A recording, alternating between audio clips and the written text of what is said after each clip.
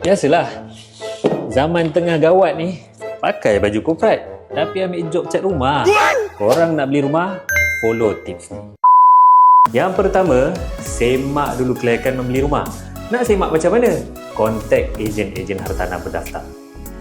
Yang kedua, kelayakan dah tahu, cari rumah yang bersesuaian dengan lokasi serta kelayakan korang. Kau tengok, dekat tandas minta pasang kipas. Hai, apa kepelik lah. Okay, yang ketiga, kena tahu berapa kos korang kena keluarkan kalau korang nak beli rumah tersebut. Okay?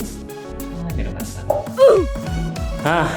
Yang keempat, korang dah tahu rumah, korang dah tahu kelayakan, apa lagi? Submitlah loan. Tapi kalau korang duit banyak, beli cash je lah.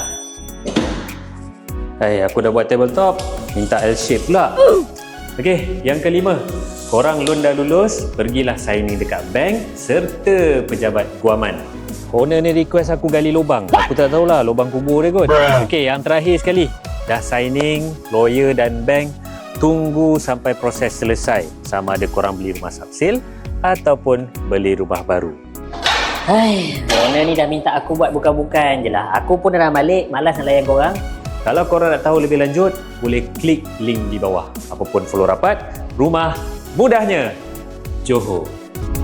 Bigo Properties, Bigo Properties, bakal hartanah anda.